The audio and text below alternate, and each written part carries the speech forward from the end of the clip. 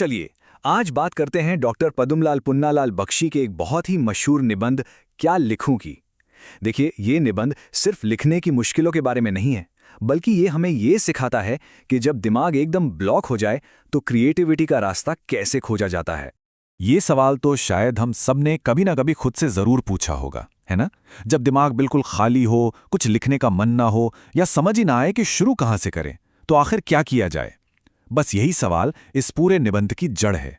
तो मिलते हैं इस कहानी के हीरो से, खुद लेखक डॉक्टर बख्शी से। हिंदी साहित्य के वो एक जाने माने निबंधकार हैं, लेकिन इस वक्त एक बहुत बड़ी मुश्किल में फंसे हुए हैं। उन्हें लिखना तो है, पर क्या लिखें, कैसे लिखें, यही तो असली समस्या है। तो मुश्किल ये है, उन्हें दो अलग अलग लोगों के लिए दो बिल्कुल ही अलग अलग विषयों पर निबंध लिखने का काम मिला है। एक तरफ टॉपिक है दूर के ढोल सुहावने होते हैं और दूसरी तरफ है समाज सुधार। अब सोचकर देखिए, इन दोनों का आपस में क्या लेना देना हो सकता है? कोई कनेक्शन ही नहीं है। अब इस पहेली को सुलझाने के लिए बख्शी जी ने क्या किया? उन्होंने सोचा, चलो देखते हैं कि एक्सपर्ट्स क्या कहते हैं। वो किताबों में ये ढूंढने लगे कि एक परफेक्ट निबंध, एक आदर्श निबंध लिखने के आखिर नियम क्या हैं। और उन्हें मिला क्या? अरे भाई, नियमों की एक लंबी चौड़ी लिस्ट कि निबंध छोटा होना चाहिए, पहले आउटलाइन यानी रूपरेखा बनाओ, भाषा अच्छी हो, वगैरह वगैरह। सच कहूं तो इन नियमों ने उनकी मदद करने के बजाय उन पर दबाव और भी ज्यादा बढ़ा दिया। और इन नियमों से तंग आकर बख्शी जी ने साफ कह दिया, भाई मुझसे तो ये रूपरेखा तैयार नहीं होगी। वो तो शेक्सपियर का उदाहरण देते हैं कि उस महान लेखक को भी अपने नाटक लिखने से ज्यादा मुश्किल उनके नाम रखने में होती थी। बात तो सही है, आखिर क्रिएटिविटी को नियमों में बांधा भी कैसे जा सकता है। और ठीक उसी वक्त जब बख्शी जी लगभग हार मान ही चुके थे, तभी उन्हें एक पुरानी कहानी याद आई, अमीर खुसरो की एक बड़ी ही मजेदार कहानी। और यकीन मानिए, यहीं से सब कुछ बदलने वाला था। तो हुआ यूं था कि अमीर खुसरो एक कुएं पर पानी पीने पहुंचे, जहां चार औरतों ने उन्हें घेर लिया और चारों ने अपनी अपनी फरमाइश रख दी। एक ने कहा खीर पर कविता सुनाओ, दूसरी ने चरखा पर, तीसरी ने कुत्ता पर और चौथी ने ढोल पर। अब जरा सोचिए, इन चार बेमेल चीजों को एक कविता में कैसे पिरोया जा सकता है? ये तो नामुमकिन सा लगता है। और यहीं पर अमीर खुसरो का जादू चला। उन्होंने एक ही दोहे में चारों फरमाइशें पूरी कर दीं। खीर पकाए जतन से, चरखा दिया चला, आया कुत्ता खा गया, तू बैठी ढोल बजा। वाह, मतलब क्या शानदार समाधान निकाला।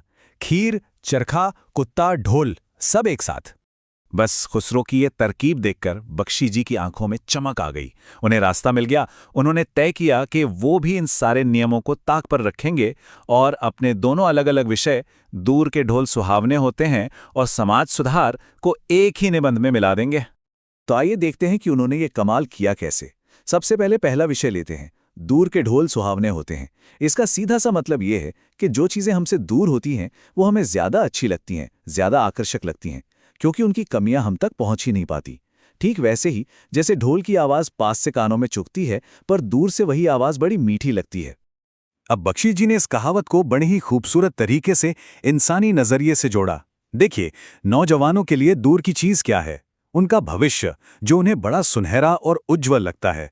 और वहीं बुजुर्गों के लिए दूर की चीज क्या है? उनका अतीत, जो उन्हें हमेशा गौरवशाली और शानदार लगता है। और बस यहीं पर बख्शी जी ने दोनों विषयों को एक साथ मिला दिया। देखिए, चाहे युवा हो या बुजुर्ग, दोनों को ही अपने आज से, अपने वर्तमान से शिकायत है। एक को लगता है भविष्य अच्छा होगा, दूसरे को लगता है अतीत अच्छा था। और जब भी वर्तमान से ये असंतोष होता है, तो क्या होता है? समाज में सुधार की जरूरत महसूस होती है। और इस तरह हमारा दूसरा विषय, समाज सुधार, पहले से जुड़ जाता है। और देखिए, ये समाज सुधार की जरूरत कोई आज की बात तो है नहीं। ये तो एक ऐसी प्रक्रिया है जो हमेशा से चलती आ रही है, कभी खत्म नहीं होती।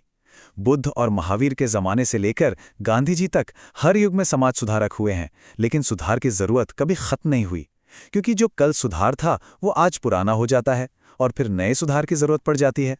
और फिर आता है निबंध का वो आखिरी वाक्य जो सब कुछ एक धागे में पिरो देता है। बख्शी जी लिखते हैं, चाहे नौजवानों के भविष्य के सपने हों या बुजुर्गों की अतीत की सुनहरी यादें, दोनों के ही स्वप्न सुखद होते हैं, क्योंकि दूर के ढोल सुहावने होते हैं। क्या कमाल का अंत है! एक ही वाक्य में उन्होंने अपनी दोनों चुनौतियों का कितना खूबसूरत समाधान निकाल दिया। इससे एक बात तो साफ है, असली रचनात्मकता नियमों में नहीं बल्कि चीजों को एक नए नजरिए से देखने में है।